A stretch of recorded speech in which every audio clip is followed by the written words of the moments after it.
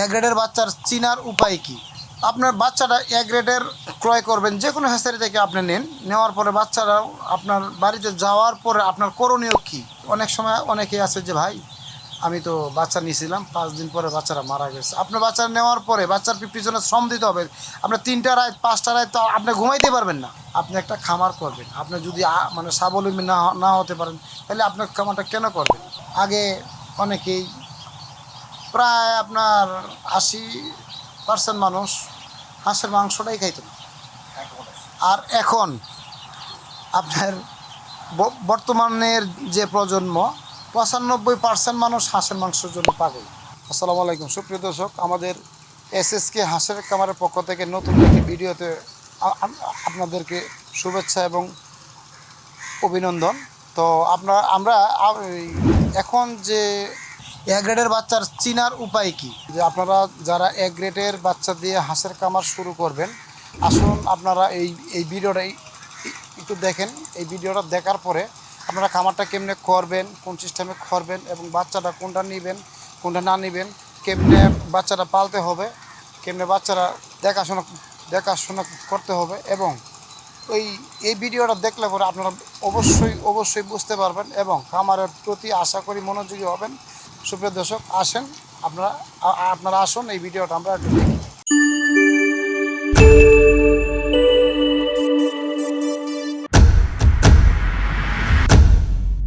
আসসালামু আলাইকুম সুপ্রিয় দর্শক, আশা করি সকলেই ভালো আছেন, আমিও ভালো আছি। আমাদের এসএসকে হাঁসের খামারের পক্ষ থেকে নতুন একটি ভিডিও। তো আসুন আমরা এই ভিডিওটা একটু দেখি। আমরা প্রত্যেকটা খামারি ভাইদের জন্য এই ভিডিওটা মানে করা হয়েছে, কারণ আমরা অনেক সময় খামার করতে গিয়ে প্রতারিত হই। অনেক সময় আমরা এই গ্রেটের বাচ্চাটা চিনতে গিয়ে আমাদের একটু সমস্যা হয়। এই বিষয় একটু জানার জন্য এই ভিডিওটা করা হচ্ছে। আসুন আমরা এই ভিডিওটা একটু দেখি। সুপ্রিয় দর্শক, প্রথমেই আমরা নিয়ত করি যে আমরা একটা হাঁসের খামার করব। একটা হাঁসের খামার করব, কিভাবে করব এবং কি বাচ্চা দিয়ে করব।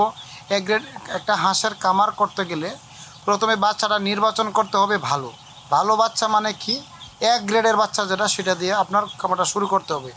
এবং এ গ্রেডের বাচ্চার চিনার উপায় কি? যেমন আমরা আমরা বুঝি যে এ গ্রেডের বাচ্চারা এই যেমন একটা বাচ্চা বা ডিম থেকে ফুটলে পরে আপনার 35 থেকে 38 গ্রামের ভিতরে যদি থাকে তাহলে মনে করবেন যে বাচ্চাটা গ্রেডের। আর যদি আপনার 26, 27, 28-এর মাধ্যমে থাকে তাহলে ভাববেন যে বাচ্চারা মানে ব্রিগেড শ্রিগেড। তো সেক্ষেত্রে আপনারা এ গ্রেডের বাচ্চার চিনার উপায় কি? যেমন অনেকে আছে আমরা খাকি ক্যাম্বেল দিয়ে শুরু করি, কেউ জেন্ডিন দিয়ে শুরু করি, কেউ ব্ল্যাক হোল দিয়ে শুরু করি, কেউ রানার দিয়ে শুরু করি। তা আসুন যে বাচ্চা দিয়ে শুরু করেন না কেন, গ্রেডের বাচ্চাটা আপনার চিনতে হবে। এদিকে কিছু বাচ্চা এই যে ওই কেসের মাধ্যমে বাছাই করা হচ্ছে। যেমন এই যে আমি নিলাম হাতে একটা বাচ্চা, এই যে ওটা জাত হচ্ছে খাকি ক্যাম্বেল। দেখেন তো এই যে বাচ্চাটার এই যে পশম, বাচ্চাটার যে গায়ে যে শক্তি, হ্যাঁ, এই যে বাচ্চাটার শরীরের যে একটা এনার্জি, এটা এক গ্রেডের বাচ্চার মাধ্যমে থাকবে। আর যদি আপনার কোনো বাচ্চা ব্রিগেড থেকে এত বড় থাকবে না। এই দেখেন এই বাচ্চার পাওটা দেখছেন কত মোটা, মাথা দেখেন কত মোটা, শরীর দেখেন কত চমৎকার। তো সেক্ষেত্রে এটা হচ্ছে এ গ্রেডের বাচ্চা। আপনার এখন আসেন যে আপনার এ গ্রেডের বাচ্চা চিনবেন, এই ব্ল্যাক হোলটা কেমনে চিনবেন? এই যে দেখেন ব্ল্যাক হোল, এই যে ব্ল্যাক হোল, এই যে বাচ্চাটা ব্ল্যাক হোল, দেখেন তো বাচ্চাটা কতটুকু বড় এবং এই বাচ্চাটা কত সুস্থ সবল। আর একটা কথা, আমাদের সুস্থ সবল থাকার কারণ আছে। কারণ হচ্ছে কি জানেন, যে আমরা বাচ্চাটা মেশিনে ফোটাই না, আমাদেরটা তুষ এবং হারিকেন। একটা হাঁস দিয়ে যদি আপনি 2 আলি 3 আলি 5 আলি ডিম বসান, একটা হাঁস দিয়ে ওই হাঁসটা যদি 29 দিনে বাচ্চাটা আনে, গায়ে যতটুকু শক্তি থাকে আমাদের ঠিক হারিকেনের পদ্ধতিতে যে বাচ্চারা এটার গায়ে ঠিক ততটুকু শক্তি থাকে। সেক্ষেত্রে রোগ বালাই থেকে ওইটা অনেকটা সুস্থ থাকে, সবল থাকে। এই যে দেখেন, এটা হচ্ছে ইন্ডিয়ান রানার বাচ্চা। এই যে ইন্ডিয়ান রানার বাচ্চাটা কিন্তু এই রানারের মাধ্যমেও কিন্তু অনেক ঝামেলা আছে। আমরা অনেকেই বলি যে বেজিন কিংবা পেকিং বিক্রি করি না, আমাদের কাছে ভেজিনও নাই, পেকিংও নাই। ইন্ডিয়ান রানার যেটা সেটা আছে, দেখছেন, এটা হচ্ছে ইন্ডিয়ান রানার। তো এই যে রানার বাচ্চাটা আপনার যে চিনবেন, এই বাচ্চারা যদি গ্রেডের থাকে, এই বাচ্চাটা আপনার এক গ্রেডের বাচ্চারা যদি আপনার গড়ে খামারটা আপনার এক গ্রেডের বাচ্চারা যদি আপনার এক গ্রেডের বাচ্চা দিয়ে যদি আপনার খামারটা শুরু করেন, তাইলে আপনি অবশ্যই অবশ্যই অবশ্যই এই হাঁসের খামার করে স্বাবলম্বী হতে পারবেন। আসেন এখন আমরা দেখি, এদিকে আছে জেন্ডিন একটা বাচ্চা। আপনি এই যে প্রত্যেকটা বাচ্চা কিন্তু 35 থেকে 36 গ্রাম ওজন আছে, 37 গ্রাম ওজন আছে।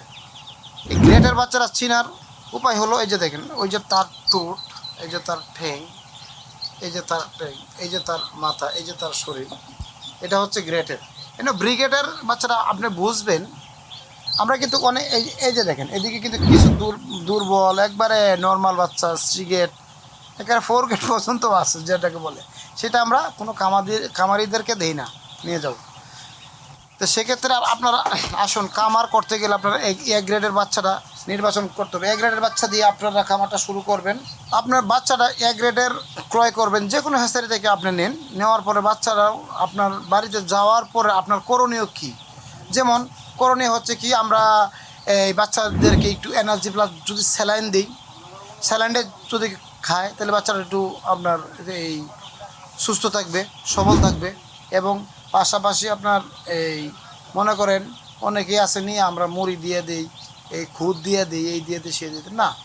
বাচ্চারা প্রাথমিক অবস্থা গেল, যাওয়ার 10-20 মিনিট পরে আমরা এনার্জি প্লাস স্যালাইনটা দিব। যেমন আমরা যারা মানুষ আছি, আমরা দূর দূরান্তে যদি কোনো জায়গায় যাই, আমাদেরকে কি দেওয়া হয়, গ্রামাঞ্চলে গেলে হয়তো বা যে কোনো জায়গায় যাই, আমরা একটা লেবু দেওয়া শরবত দেয়, শরবতটা খাওয়ার পরে কিন্তু আমাদের যে ক্লান্তিটা দূর হয়ে যায়।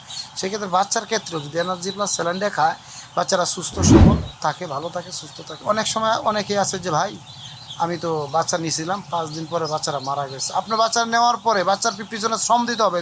আপনার 3টা রাত 5টা রাত তো আপনি ঘুমাইতে পারবেন না, কারণ কি, হ্যাঁ, বাচ্চারা আপনার 3টা রাত 5টা, আপনার বাচ্চারা ভাগে ভাগে রাখবেন, বাচ্চা যাতে একত্র না হয়। একত্র হইলে পানি খায় কিন্তু বাচ্চা টাল হয়ে মারা যায়। আপনার ঘরে লাইট দিতে হবে, ব্রোডিং সিস্টেম করতে হবে, ব্রুডার দিতে হবে, এই খেয়ালটা আপনার থাকতে হবে। যদি বলেন যে না আজকে তো অনেক গরম লাগতেছে, বাচ্চা তোমার মনে গরমই আছে না, আপনার ব্রোডিংটার প্রতি মনোযোগী দিতে হবে। ব্রোডিংটার প্রতি 1 সপ্তাহ যদি আপনি মনোযোগী দিন, আপনার বাচ্চা ক্ষতিগ্রস্ত হবে না, ইনশাআল্লাহ সুস্থ থাকবে, সবল থাকবে। যারা নতুন ভাই আছেন যে ভাই আমি তো কোনো কিছুই বুঝতেছি না, বাচ্চা সম্বন্ধে আমি কোনো কিছু বুঝি না, স্ক্রিনে আমাদের নাম্বার দেওয়া থাকবে, নাম্বারে যোগাযোগ করবেন। এরপরে আমরা বিস্তারিত বলে দেবো। আমরা ভিডিওতেও বলতেছি, ফোনের মাধ্যমে বলে দেবো। আপনি একটা খামার করবেন, আপনি যদি মানে স্বাবলম্বী না হতে পারেন, তাহলে আপনার খামারটা কেন করবেন? এক সময় ওই হাঁস কেউ নিত না, 2 আলি 5 আলি 10 আলি 50টা 100 200 নিত। আর এখন 5000 2000 1000 6000 8000 করে হাঁস নেয়। হাঁসের যে বাণিজ্য, হাঁসের যে ব্যবসা, আগে কিন্তু দরিদ্র মানুষে হাঁস পালত, এখন কিন্তু ধরতে গেলে যারা শিল্পপতি মানুষ তারাই হাঁস পালে। কারণ বর্তমানে হাঁস করতে গেলে হাঁসের অনেক পুঁজি লাগে। হ্যাঁ, হাঁসের যেমন পুঁজি লাগে, জায়গা লাগে, ক্ষমতা লাগে, ডাপট লাগে, সব লাগে। ক্ষমতা ডাপট কেন লাগে? আপনার একটা বিল আছে, 5000 কাঠা জমি আছে, ওই বিল যদি আপনার আন্ডারে থাকে, ওই হাঁসগুলো যদি খায়, তাহলে আপনার জন্য ভালো, এবং আপনার হাঁসগুলো ভালো থাকবে, এবং আপনার ওই হাঁসের ব্যাপক লাভ আসবে। আগে অনেকেই প্রায় আপনার 80% মানুষ হাঁসের মাংসটাই খাইত না। আর এখন আপনার বর্তমানের যে প্রজন্ম, 95% মানুষ হাঁসের মাংসের জন্য পাগল। আসুন, প্রত্যেকটা খামারি ভাইদেরকে আমি দৃষ্টি আকর্ষণ করে বলছি যে আপনারা যদি খামার শুরু করেন, প্রত্যেককেই এক গ্রেডের বাচ্চা দিয়ে খামারটা শুরু করবেন, যাতে বাচ্চাটা আপনার এক গ্রেডের হয়, তাইলে আপনার খামারটাও এক গ্রেডের হবে, আপনার স্বাবলম্বী হবেন।